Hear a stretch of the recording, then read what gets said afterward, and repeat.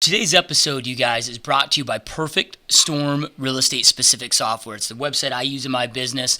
I'm actually a partial owner within the company that's been able to give my input to help create a piece of software that is uber effective at lead generation in our real estate businesses. That website, www.perfectstormnow.com. Go check that out. It's amazing, epic front-end lead generation site that's extremely affordable for real estate agents out there. Also, today's episode is brought to you by our 90-day mastery bootcamp. If you're in the real estate industry, if you're wanting to take your business to the next level, this is a gnarly, crazy experience. We go through for 90 days straight. There's there is 13 total sessions that we go through. Each weekly session is about 2 to 3 hours long every single week. Plus, you have daily access to me going through the experience through the group. So to check out more about that program, we roll those out about every 90 days. We stagger them once in a while, but we do about 3 or 4 of those every single year. So if you want to spend the next 90 days with me, about 40 hours of just crazy epic content helping your business take it to the next level, go to www.90daymastery.com. That's our sales page. You can see testimonials, learn more about the product, and register and sign up right there. If you are signing up, make sure to use the promo code LiveMastery, all caps, all together, all one word, LiveMastery. It saves you $500. It makes that whole entire 90-day coaching experience only $997 for you guys. So, all right, let's jump on in.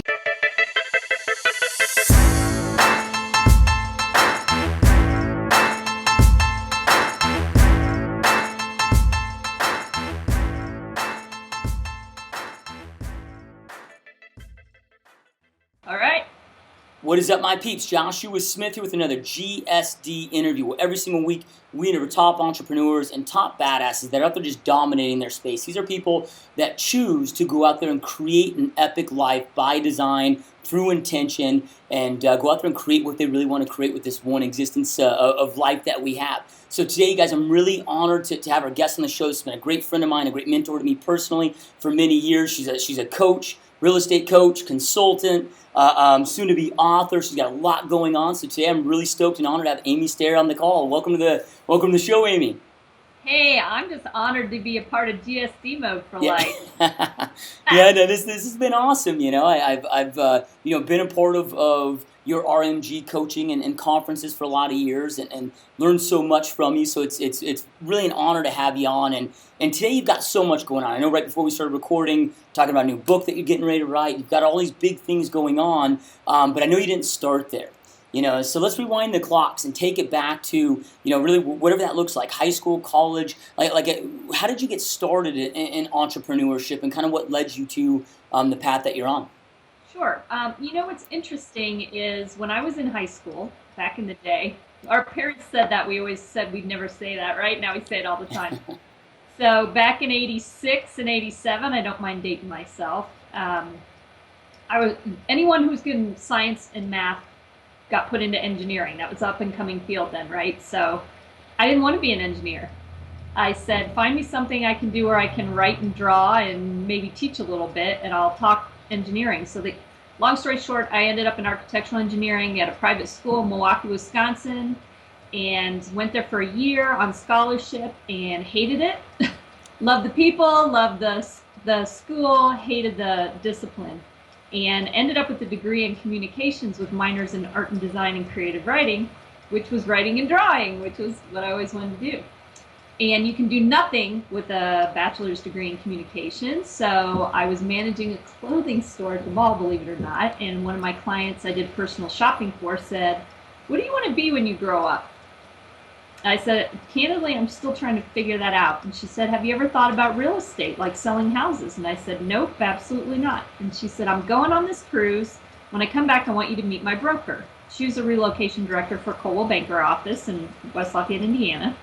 I did end up sitting down with that broker. He painted me a picture of racquetball games in the middle of a weekday, expensive car parked in the parking lot, the whole 9 yards. So I got licensed and went into real estate. And I decided to hang my license under his shingle because I thought he was a really cool guy. And he said, "Just go shadow my wife. She's a top producer in the office. Do what she does and you'll be successful." So my first thought was, seriously, somebody who's already successful is just going to hand over all their systems to me. but she was willing to do it all. She's like, sit in my open house, come sit in my office. She found out what my background was, and it didn't take us very long to decide that I should just be on her team and not try to do it myself. So that was 92, and that was Kathy Russell. I got to give mad props to Kathy because she's the one that got me into this. And she introduced me to Howard Brinton, who some of your listeners probably remember. He's passed away a few years ago, but he was one of the leading trainers in the real estate industry. And all these people were like, let me just show you everything I do. I'm going to show you my systems. I'm going to show you my checklists. I'm going to show you my marketing pieces. I've been successful in Ohio, in Montana, wherever I'm from. Just take what I'm using and use it. And I thought, this is a genius concept. So after 3 years with Kathy, I found myself in the hospital having my first son 6 weeks early. And they'd moved me to the bowels of the basement. They'd run out of rooms. And so I'm just in this little tiny room that fit a twin bed and a metal locker. And I'm proofing Kathy's Homes and Lifestyles ad. And my kid's upstairs, and I'm thinking, pardon my French, what the hell am I doing right now? I'm a workaholic. I'm like 80 hours a week. I have a preemie in the NICU, and I'm proofing Homes and Lifestyles ads. And so I reached out to Howard, and Kathy was very supportive of all this. And I just said, I feel like I'm being called to do something bigger. And frankly, Josh, I've heard that call my whole life at different times. And I think some of us listen, and some of us put it away for whatever our reasons are. Sometimes you're afraid of the something bigger. You're not ready to step into greatness. And I called Howard Brinton for some fatherly advice and said, I'm not sure what to do. I feel like I've kind of hit the ceiling with Kathy. I was being recruited by another agent in another market, and it felt like a total lateral move. And, I have a strong faith. I believe God was calling me to something different and something bigger. And Howard said, hey, you're a smart kid. You'll do fine no matter where you go. And by the way, we're going through some staffing changes ourselves. I don't suppose you want to move 1,200 miles away from everything you know and come to work for me. And I thought he was kidding. So it turns out he wasn't. And his wife called me 4 hours later and said, we have no clue what we'd have you do, but why don't you write us a proposal? So that's kind of where I came from. And Kathy, like I said, has been my number one fan the whole time. She supported me making the decision, moving out to Colorado, and that really got me into the training and coaching side of the real estate industry, which, if you'll remember what I said about high school, I want to write, I want to draw, and I want to teach. And all of a sudden I was writing for a newsletter, and I was consulting on marketing pieces, and I was working with people all over North America and getting to teach, and it was a dream come true.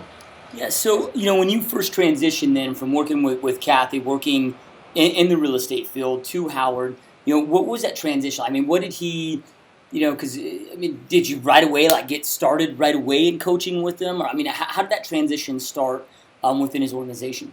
That's a great, fair question. Coaching in the real estate industry back in 1996 was kind of unheard of. And I would credit Joe Stump and Mike Ferry for really being the first two to bring the buzzword to the industry. It was 2000 when we really started looking at adding it to what Star Power Systems had to offer. And if we were going to do it, we said we needed to really understand what coaching was about.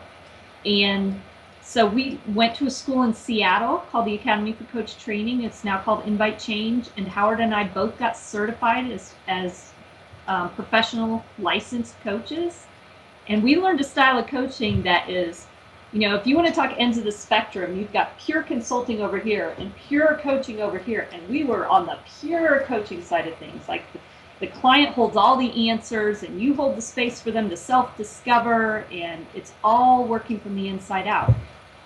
Well, the real estate industry was not ready for that. They wanted a balance.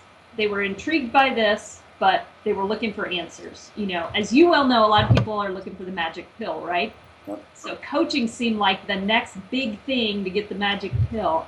So when we rolled out our coaching program in 2002, we had to make some adjustments for the first year back into this hybrid between consulting and coaching, because people do need to self-discover in order to own their choices. And sometimes we just need somebody to say, here's 3 different ways to do it. Pick one. Sometimes our creative juices are tapped, and we've got to have somebody who understands what we're going through who can give us that guidance. So it was a successful rollout over a year and a half.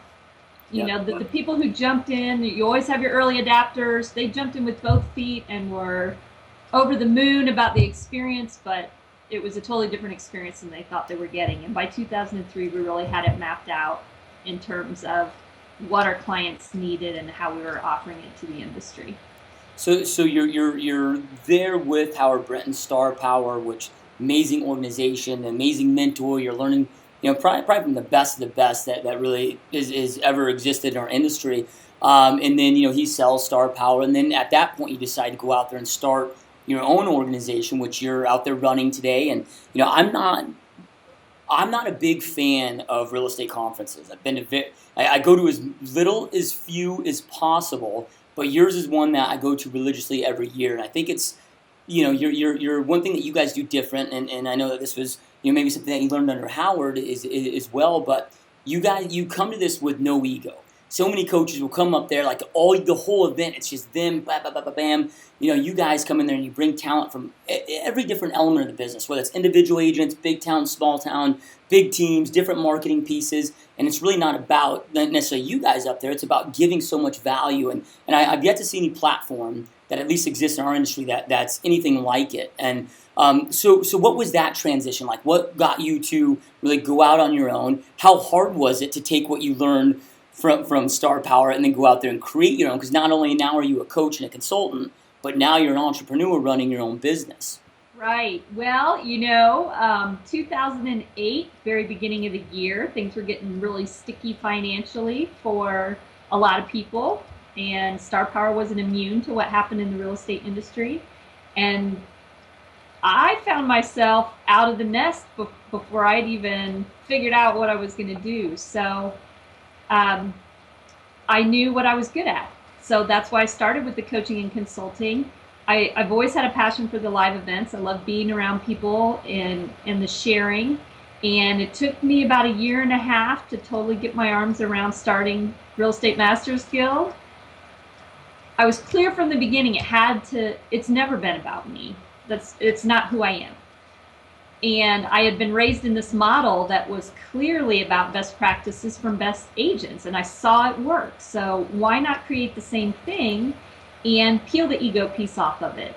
And I've been blessed in my lifetime to just be introduced over and over again to great people who get it, like you get it, and the Sandra Nichols of the world get it, and the Shar McCallums of the world get it. There's a lot of people out there who are quietly going about being successful, and they don't have to stand in the spotlight. They don't have to have the microphone in their hand all the time. So it was actually easier than I thought to get people on board from the teaching aspect, because number one, they knew the quality of what was going to be there. They knew from the time they'd spent with me the caliber of people that would come to the table, and they'd all be like-minded, big-hearted, generous, sharing people.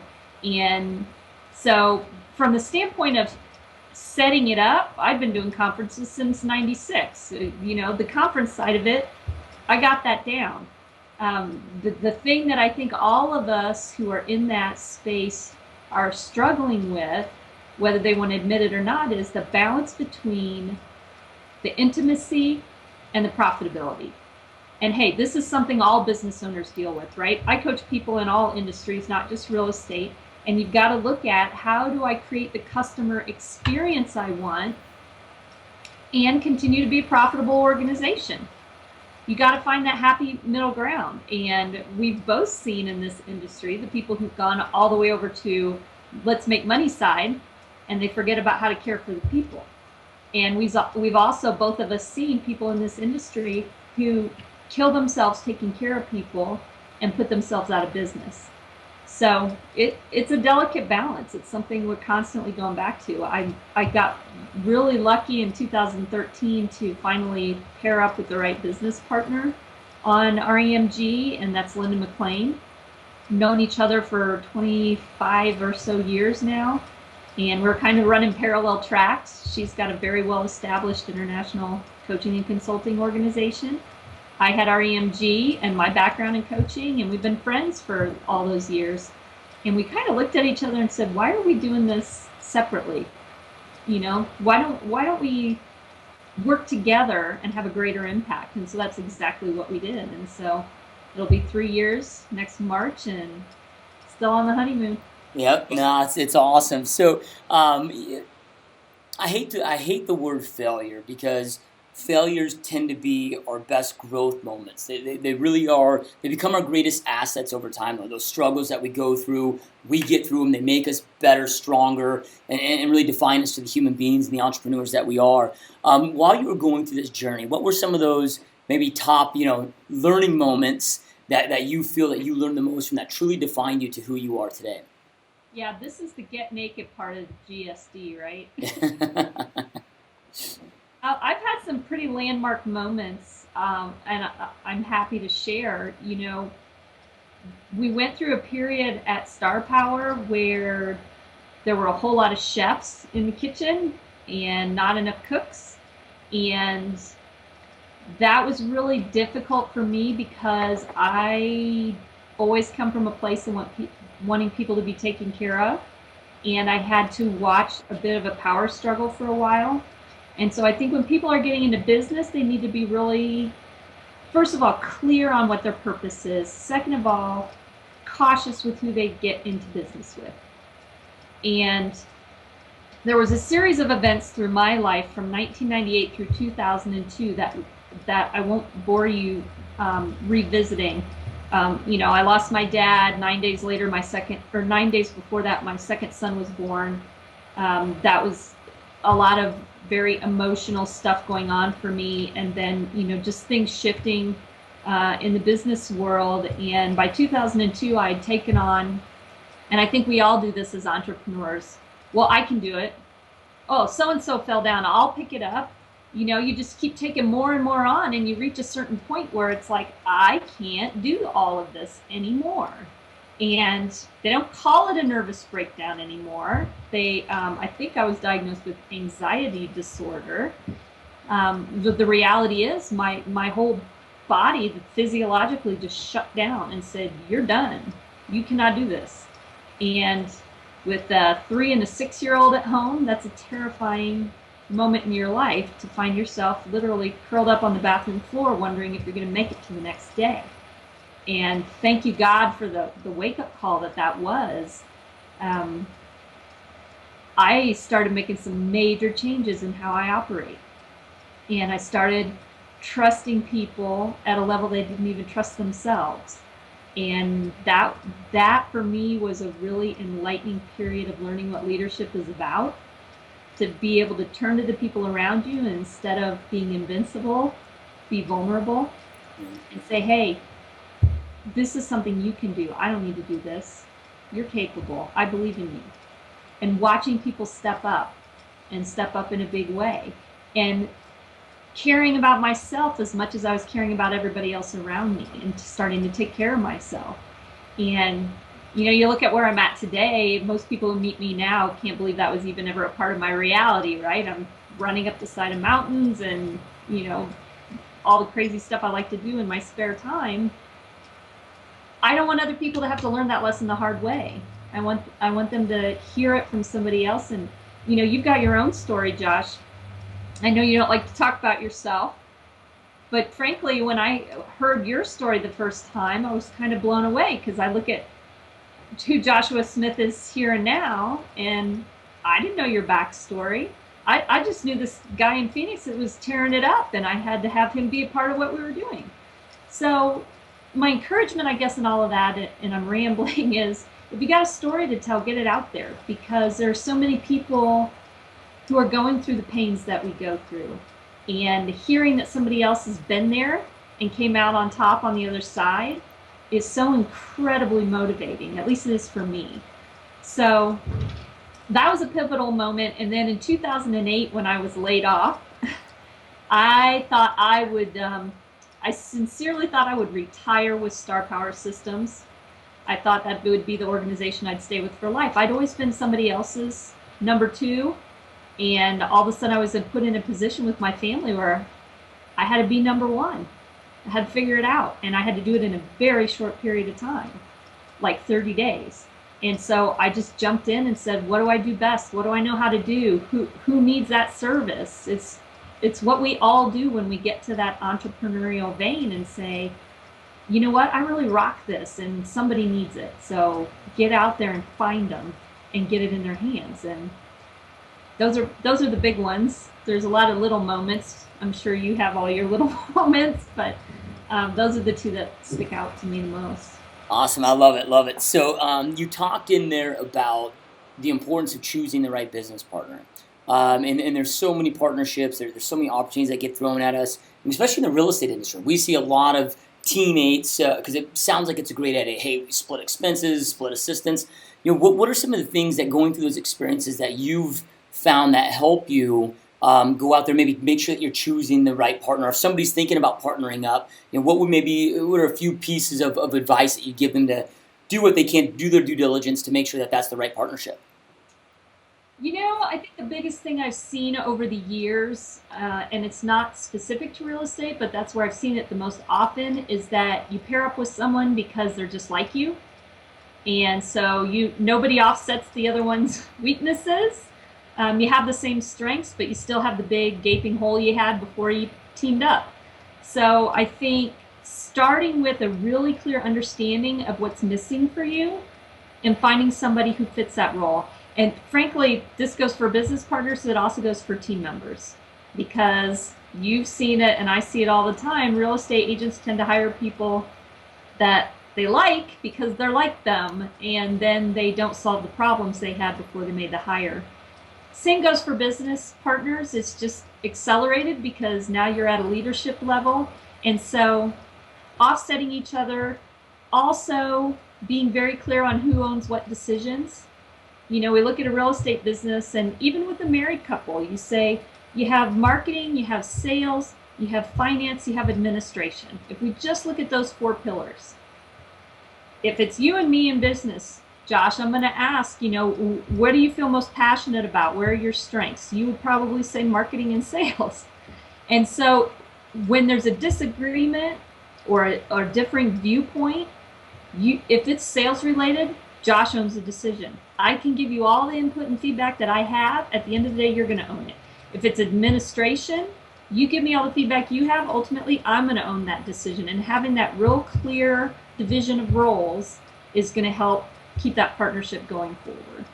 Yep, awesome. I love it. So kind of switching gears here to, and I kind of want to stay in the real estate space because that's where I know you coach and consult entrepreneurs in every field, but it's something that we both have been involved in a long time. And I know that you've been coaching and consulting for a lot of years. What are some of the key fundamentals that you found that haven't changed over time? They're like timeless, like a couple of things that agents should be doing every single day, that it doesn't matter if it was 30 years ago or today. Like these are these fundamentals that haven't changed, that will never change, that you need to be focusing on your business.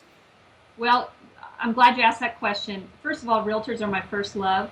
And they're always going to be the bulk of my business. And it isn't sexy, but it works. That's what I tell people all the time. So you can look for the shiny object and the latest technology and the newest tools. At the end of the day, real estate is a relationship business. And you can spend a fortune trying to generate new leads, or you can take care of the people that already know you, like you, and trust you, and then augment that with new leads. So from a foundation up, do you have your people in a database? How often are you following up with them? What are you putting in front of them? How often? I tell all my clients, get them on a mail monthly, call quarterly campaign. So whether that's physical mail or it's an e-newsletter, doesn't matter, but you need to physically be in front of them on a consistent basis, because let's face it, this industry has an 80% turnover every 18 months. Why should they remember 5 years from now that you're still selling real estate? They shouldn't. They don't know. And if you're not staying in front of them on a regular basis, and their next door neighbor or their coworker or their Aunt Mary got their license, and that person's in front of them when they make a decision, you lose. And getting on the phone is key because people still need that personal connection. This is not an industry that's going to go the way of the internet and, we're going to take realtors out of the equation. If anything, technology has made it a stronger position for us in the real estate industry. So get your database good and clean and get in front of those people on a consistent basis. Number 2, I would hazard a guess, 95% of the people in the real estate industry don't do business planning. They have no budget. They have no goal set. I can't tell you how many times when I've asked somebody what their goal is, they've said, I just want to do better than I did last year. You and I both know, in terms of goal setting, if you don't put something specific in front of you, it's like the Scarecrow said in The Wizard of Oz. If you don't know where you're going, any road will get you there. So set a goal. Quit objecting to the fact that you're establishing an endpoint for this year for where you want to be. Get real about it and don't just fluff it. Actually take the time to do the homework and figure out. You could say, well, I want to make $100,000 this year. Okay? If you gross $100,000 after you pay taxes and your business expenses, are you going to net enough to get by? Are you going to be able to pay your bills? I know I couldn't.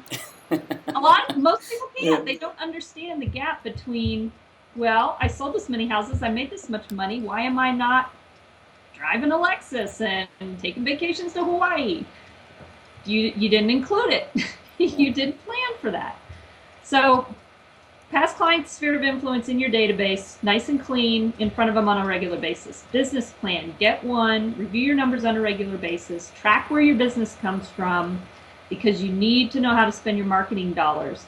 And then when you start looking at new business generation, and brand new agents don't have a database, so they have to start with lead generation. Hit the low-hanging fruit first. Then you have the money and the resources to go after some of the bigger things you want to do. If your budget is $500 a month, you're not going to go do Boomtown or Tiger Leads or pay-per-click advertising on Google. That's not the best place for you to spend your money. Can you hold somebody else's listings open and get a few buyers off of that? Get out in front of people, walk a geographic farm. I know you're big on door hangers. Do something that makes sense for where you're at to get you to the next step to do the other things you want to do.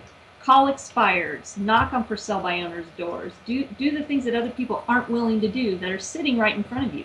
I mean, expireds already hired a realtor. Right. At least one time. Yep. So they're warmed up to the idea of a professional helping them achieve their goals. So what are you going to waste your time flipping through the phone book? Be intelligent about the choices you make about where you're going to get that new business from. I love it. So we could go all day. Yeah. And this is a question. I mean, I get asked this question from my listeners almost daily. Of, hey, Josh, I'm a new agent. Should I join a team or should I not? Well, I have a very biased stance in that. So, because I'm a team leader and I believe that, other people, I mean, to me, it's like, hey, that you go there, you get that mentorship, they get the plug and play system. If you join the right team, it can be powerful. But you, as somebody that's helped a lot of agents, new agents, whether on teams or not teams, be successful, how would you answer that? If somebody came to you and said, hey, Amy, brand new agent, should I join a team? Or how do I know if joining a team is the right decision or should I go on my own? What would your advice be? Well, I'm going to warn you, I'm pretty biased myself. I don't do anything by myself. I don't climb mountains by myself. I don't work out by myself. I don't even like sitting in my house by myself.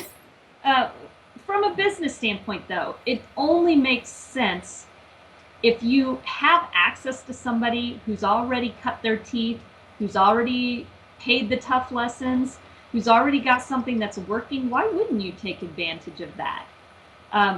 Especially, there's 1 million realtors in the United States. Why not go find one of the top 10,000 and do what they do? Why reinvent the wheel? I can't even fathom. People ask me all the time, with all why aren't you selling real estate? Well, I'm passionate about what I do. I love coaching and teaching. If, however, I did decide to go into real estate, I would go directly to a team. I would never try to do this by myself.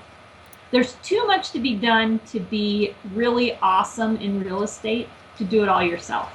Yep. Even if you're only going to do 12 transactions a year, go find someone to support you so that you're freed up to give the best possible service to that client, and they take care of your paperwork and make sure all the I's are dotted and the T's are crossed. Don't try to do it alone. Yeah, love it. Couldn't agree more. So, okay, so we kind of talked about some of those things that have been timeless. Now, with this next question, we talked about the things that are really timeless in the industry, but with technology, really just the growth, that exponential growth. I mean, we're seeing every 6 months what it used to be like, we would see changes in a decade. And so there is kind of an element of change or die with some things. Right? Like Gary Vee, for example, came out with a prediction. I don't know if it's true or not, or will come true or not, but he came out with a prediction that Walmart will be obsolete in 15 years because of Amazon.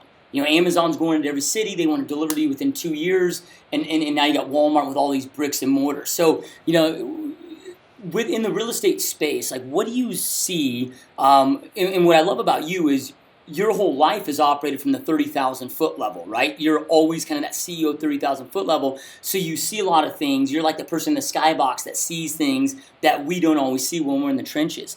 What are some of those transition and shifts that if like real estate agents don't wake up to, whether real estate agents or even broker owners out there, if they don't start waking up to and adapting with the times, they're probably going to become extinct? A couple things immediately come to mind.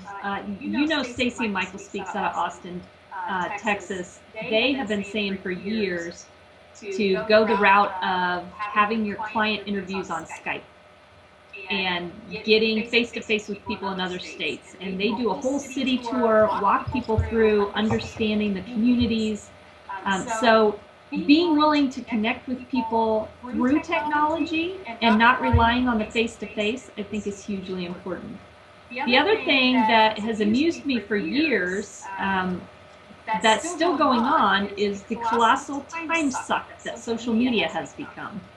And, you've got some fabulous tools that are amazing lead generators. Facebook advertising absolutely works if you do it right. And it's a phenomenal tool, and a lot of people are being slow to get their arms around how to use that. They're hanging out on Facebook just to comment on other people's posts and to feel good about themselves. And ultimately, that's not going to generate any business. So are you going to get with the program, go to a class, do an online training on how to do Facebook advertising properly, or are you just going to wait and let it pass you by? I'm really interested to see what Instagram and Pinterest are going to do for real estate. There's a lot of people spending time there now, but I don't know anybody's really been able to articulate specifically what it's doing to generate business for them.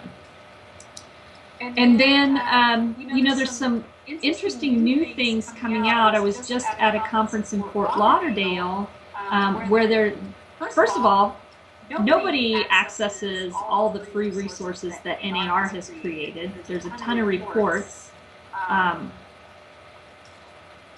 Josh, are you still there? Yep, I'm here, yep. Okay, because my screen's frozen. Sorry. No, you're good. Okay. Now I can see you perfectly on my end, so. Okay, good. So I was just at this conference in Fort Lauderdale, and they talked quite a bit about the resources that you can get off NAR's site. Infographics are really hot right now. You can get those from Keeping Current Matters, or the California Association of Realtors has a ton of them on their site that are free for anybody to use.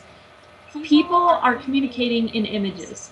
And so we've got to make the shift to make that easier. You look at some people's websites right now, and there's still just a litany of text. And most people are viewing from their mobile devices. They don't want to have to weed through what you have written about yourself and your team and your narrative. They want to get straight to what they want to do. They want to search houses. They want to find out home values. So making sure you're on a responsive platform, that's a now thing. That's not a futuristic thing. That's like a get with the program thing. There are so many tools out there. I think it's hard for people to keep up. And so my suggestion is find somebody who that's their passion and follow what they're doing. don't be cutting your teeth on all these technologies. I just had someone ask me today about yet another CRM. There's a million of them out there. The ones that work are the ones that you use. And so if you're not using what you already have, chances are you're not going to use something new, whether it's a $30 solution or a $1,200 solution, doesn't matter.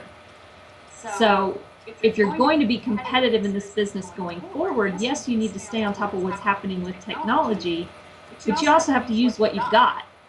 Barbara Corcoran wrote that book years ago. So if you're not using what you've got, what's the point of investing in anything new?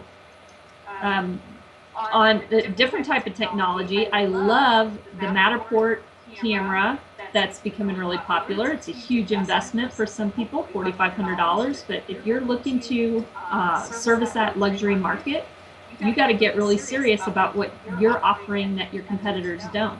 So can you do that internal 3D tour of the property or not? Do you have a drone and somebody who can operate it to do aerial photos on your higher end properties? And hey, in some markets, high end is $300,000. It's not $2 million. So are you willing to make an investment that could be the point of difference for you to say, I'm worth every penny I'm charging? Don't hire the discount broker who's just sticking a sign in your yard. Hire me and I will get your home sold. Yep. Why you? Because you're willing to do things other people aren't. Yep, love it. So, kind of transitioning into more about you and your success. So, I know you're a coach, you're a teacher, but I also know that you're really adamant on your own self-development, right? And that's how we are able to then transfer more value to our clients. So I know you take your self-development very, very seriously. What does that look like for you? And what is how important is self-development to you? What does that look like on a daily, weekly basis? Kind of give us an idea there. One of the biggest things that I've learned over the years is the importance of having balance. And to me, personal development comes from having balance. It is a daily thing. You need to be doing something every day to take care of yourself. And to me, that's not just the body, it's the mind. So what are you listening to? Who are you studying? Anybody who hasn't read Hal Elrod's book, The Miracle Morning, it's not about getting up at 3 a.m. It's about valuing differently how you spend your time. I happen to be narcoleptic, so asking me to get 4 or 5 hours of sleep a night is not going to happen. Having said that, I'll honor myself by making sure I get the amount of sleep I need, and then am I doing my ritual? Am I journaling my gratitudes every day? And I like to get into just a little bit of scripture every day. That keeps me motivated. If I don't work out every day, even if it's just taking a walk, I love to do Zumba, I love to kickbox. I started climbing 14ers this year. I want to be active, and that's not just for me. I believe that we have the opportunity to lead other people to a better quality of life, and we can only do that by example. It means nothing for me to tell other people to go out and exercise if I'm not willing to do it myself. It means nothing for me to say eat better if I'm not willing to do it myself. Same thing goes for personal development. If I'm not willing to pick up a different book every week, here's a great book I bet nobody in the real estate industry has heard of, called The Art of Attracting Clients. I've read it 4 times. Great little book by some people who aren't even in, nowhere remotely connected to the real estate industry. They're from the coaching industry. But you have to constantly be feeding your mind new and valuable bits of information. Sometimes it's the same message you've heard 6 or 7 different ways, but the wording comes to you in a format that finally clicks for you and makes sense. I love doing vision boards. I think that's something that people who are visual get a lot out of. So finding words and pictures that represent your quality of life, the things you want to accomplish, the essence of who you are, and then keeping those posted where you can see them. I just did this with the team a few weeks ago. It was a great exercise for the whole team to do together, and lets them learn more about what's important to them. And I think getting involved in the community is really important. I've been a Rotarian for 7 years. I'm very passionate about that and love being a part of that organization. It's a path to my bigger picture of clean water. So, Rotary right now is focused on eradicating polio. There are only 2 countries left in the world, and after that, they're going to shift hardcore into clean water, and I believe that's the path out of poverty. So at the risk of getting a little philosophical, if everybody had access to clean water, they would be healthier, they could go to school, they can learn to have self-sustaining projects, then they get into capitalism and the world is a better place, and the angels sing. The sky opens up. So, it's just so important to slow down and take care of you. And I had to learn that the hard way. I prefer most people I know don't have to learn it the hard way. You had your own massive weight loss journey, and you're Mr. Hyperfit now, wearing backpacks, running up the side of mountains. So it doesn't have to be something extreme, but do something for you. You're worth it, and the people around you need you, and they need you for the long term. My dad died suddenly of a heart attack when he was 55 years old. I would love for my kids to know my dad. He was an awesome guy, and he was a workaholic, and he didn't take care of himself, and it caught up with him. So I don't want to be that parent. I don't want to be that grandparent. I want to be the one that's around. I want to live to 100. I'm not greedy. I don't need to live to 120. I'm totally cool with 100. There's a lot for us to accomplish, and that starts on the inside. It's not just taking care of yourself physically, it's taking care of yourself emotionally, finding the things that fill you up. Do you like to paint? Do you like to read? Do you like to travel? What are the things that just make you feel whole? And put them in your plan. Now we go full circle, all the way back to what's your business plan? Why are you selling 100 transactions next year? What's it going to accomplish for you? Are you finally going to take your wife to Italy? Are you going to fund your kids' college education? What matters to you? Have a big why. What's the quote? When you know the why, you can endure anyhow. Yep.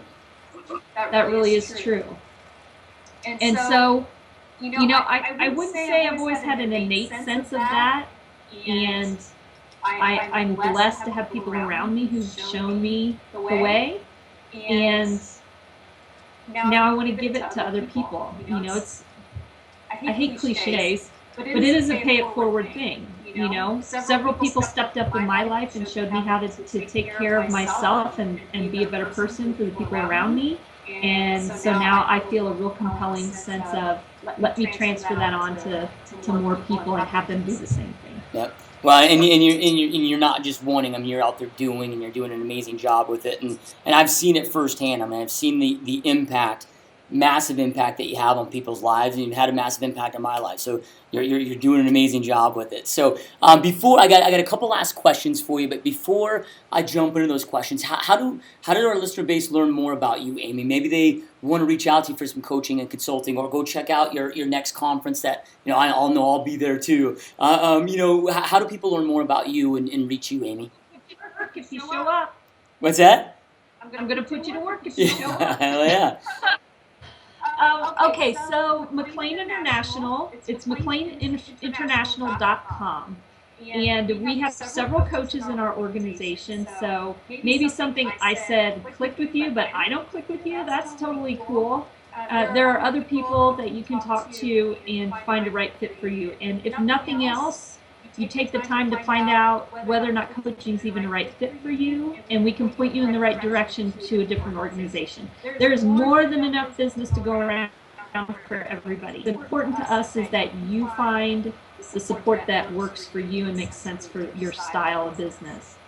So you can email Amy at McLean, which is MCLEAN, international.com. Feel free to call my office, which is 888-572-TEAM or 8326. For those of you who don't have letters on your number keys anymore.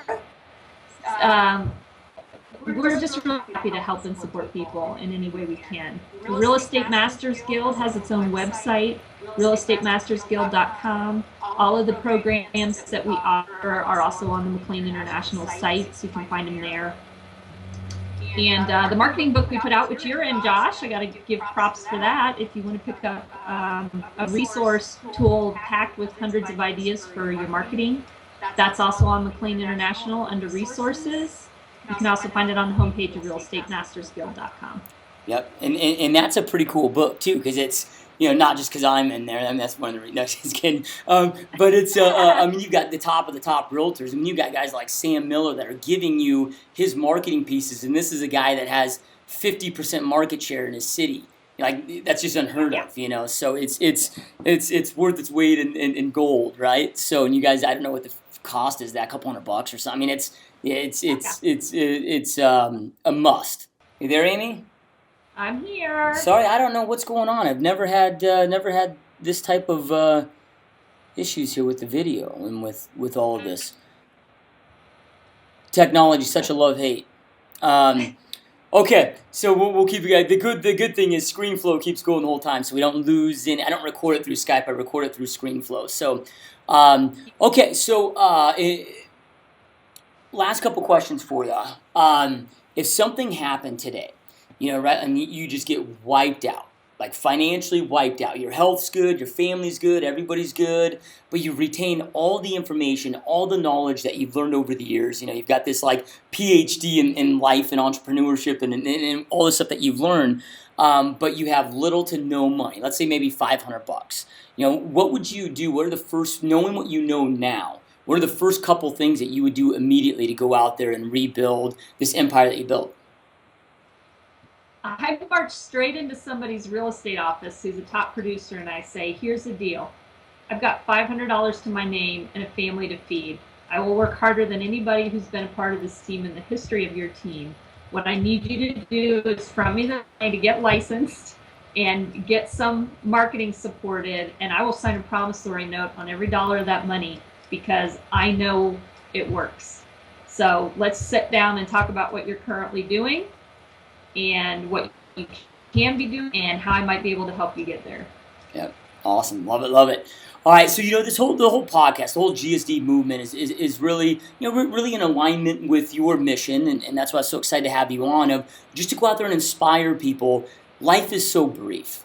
And we only get one shot at this, as far as I know, right? So, but it's so sad. 97% of people out there live and die in mediocrity, never really go out there and create the life that they want.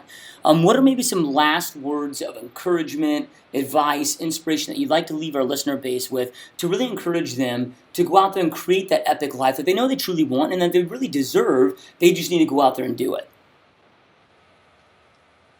There's a couple of things. First of all, the belief that you can only come from doing. So the longer you wait to take the step, Joseph Brazenoi says to me, leap, there will be a net. That's a scary proposition, right? Until you leap and there is a net and you realize, first of all, the people around you aren't going to let you fail.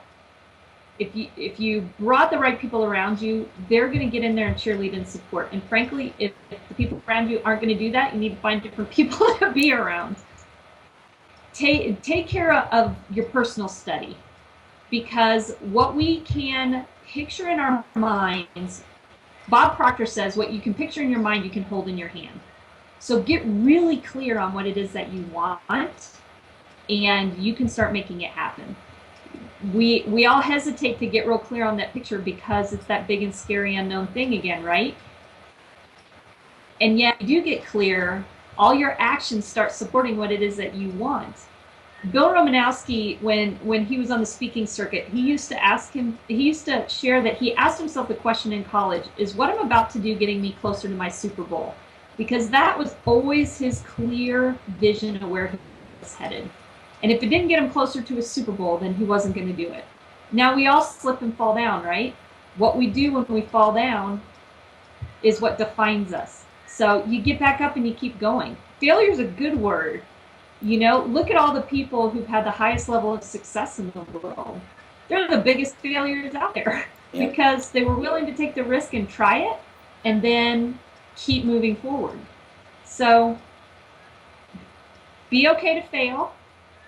Own what your fear is, get clear on your vision, and get people around you who will support you. Those are the big things I'd like to leave people with. And have fun. Yep. For God's sake, why else are we doing any of this? Enjoy. Yeah, don't take life so seriously. We're not getting out alive, right? So, no, very, very powerful words. Absolutely love it. To our listener base out there, I know I end every interview with this, but information without implementation is the start of delusion. Information's not power. It's information combined with execution that creates power in your world. So you heard from Amy, one of the top coaches internationally, somebody that's had a huge impact on my life, a great mentor of mine. She's delivered a lot of amazing nuggets. Make sure that you take one or two things that she talked about today and implement, take action right now to go out there and create that life that you know you want and you deserve. And Amy, I know how busy you are. I greatly appreciate you taking time on your busy day to be here with us. This has been an absolute honor and a great time. You know what? The honor and the privilege has been mine. I'm just so happy to be a part of what you're doing, and thank you. Thank you for asking. Yeah, you're very welcome, and thank you for being here. And again, listeners, go out there, go dominate, and we'll talk to you next time. Sounds good. All right. We're done recording, so how did you feel? That was fun. Yeah. Yeah, it was good. And it was an awesome interview. You did awesome. I know the audience really well. They're going to resonate really well with it, and it'll be a really, really good one. We'll release it, but we're about a week out usually on these, so it's pretty quick. So that's impressive. Well, what's happened with all of this is so when people hear me talk about my studio, literally I've had to create I've got 2 full-time film editors and all these people that work down here because that turnaround to really create what we're trying to create it. When I started this 6 or 7 months ago, whatever, I'm like, oh, dude, it'd be cool having a podcast. I don't need staff. I don't need, whatever. And man, I was totally wrong on that. I learned that pretty quickly. But, it's like everything. Content is king. So but what does that tell you, Josh? People are starving for what you have to offer. Yeah, I think, there's... I was just in Corey Dudley's office before I came back to do this. And we're working on his geographic farming, and he's like, well, yeah, I was just listening to Josh's thing this morning, 10 minutes on door hangers, and people are picking your stuff up and using it. Yeah, it is cool. It's fun. It's powerful. It's I had to come up with a model where I love public speaking. I really do. But with 3 little kids, it's like, dude, I'm gonna tuck my kids. I'll go to your event, and that's probably the only one I'll travel for, right? Like I'm going to tuck my kids in every single night I possibly can. So it kind of creates that win-win. You get that same giving back, but kind of like what you've done is it's not just me talking all the time. Right? We're interviewing, just like this interview, interviewing top people that dominate their space. And what's cool about it is I've really tried to bring different elements of not just real estate agents or real estate coaches, but we've had U.S. Olympic wrestlers on. I just had the #1 international celebrity party planner, and he's like the guy that works with Brad Pitt for throwing his parties, and just some other from other avenues to really get to hopefully train and spark realtors to start thinking as an entrepreneur.